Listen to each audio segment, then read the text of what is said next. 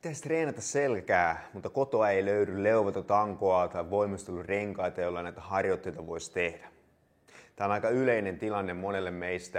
Ja mikäli näitä vetäviä liikkeitä ei pysty sitten oikein missään muuallakaan tekemään, niin se harjoittelun yksi tärkeä perusliikemalleista jää lähes kokonaan toteuttamatta. Movementikin avulla me voidaan tehdä vetäviä liikkeitä oikeastaan missä tahansa.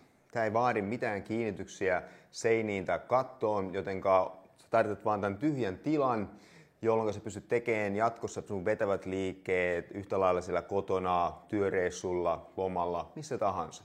Ja tällä videolla mä näytän nyt sulle 3 erilaista variaatiota, josta tämä ensimmäinen on supersimppeli, sen pystyy ihan varmasti meistä jokainen tekemään. Stikki asetetaan riittävän kauaksi tuonne selän takapuolelle. Ja nyt kun stikki on tässä mun vasemman kyljen vieressä, niin mä laitan vasemman käden palloon ja oikea käsi tulee tähän vasemman päälle.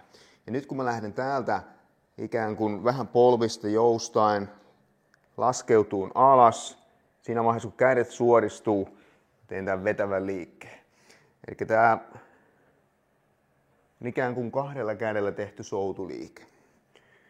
Mikäli liike tuntuu kevyeltä ja alkaa luottaa tähän otteeseen, koska tästä pallosta kiinni pitäminen vaatii vähän erilaista otetta ja voimaa myös sieltä kämmenistä ja kyynänvarsista. Me voidaan lähteä irrottamaan se toinen käsi ja tehdä sieltä tämä sama liike. Edelleen jalat tukee ihan samalla kuin tehtäisiin voimistelurenkaalla soutuliikettä. Laskeudutaan alas ja ylävartalon lihakset tekee sen soutavan työn. Mutta nyt vaan me nojetaan tähän stikkiin, joka pysyy tukevasti tuolla lattiaa vasten.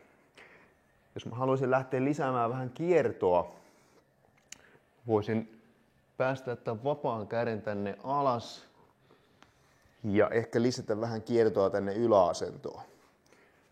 Ja nyt mä kierrän molempiin suuntiin. Jos sitä tehtäisiin molemmille puolille, jotta saadaan sitten tasaisesti treenattua oikea ja vasen puoli.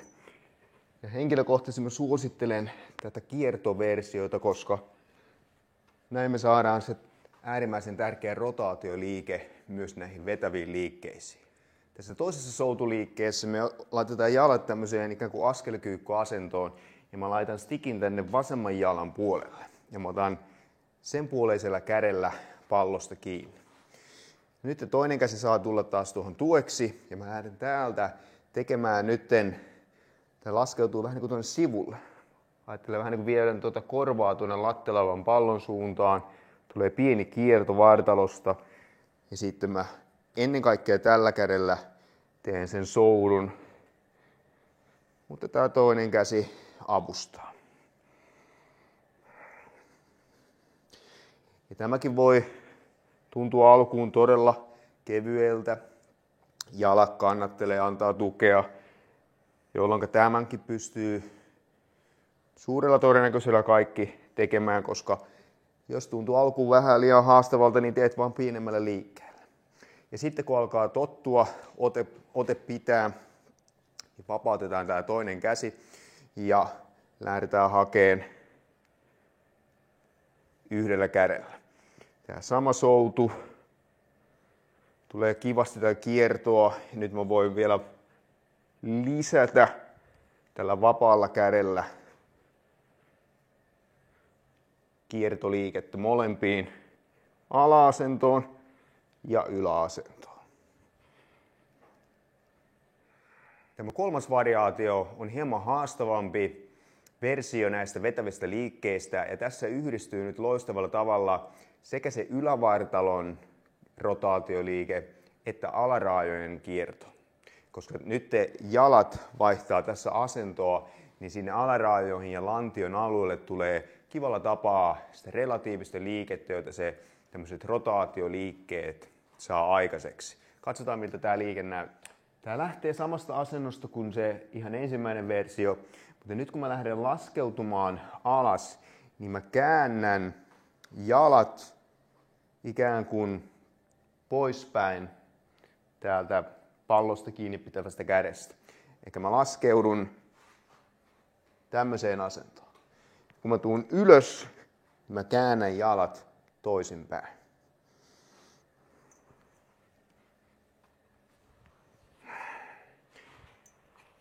Vapaa käsi lisää sitä ylävartalon, rintakehän rotaatiota.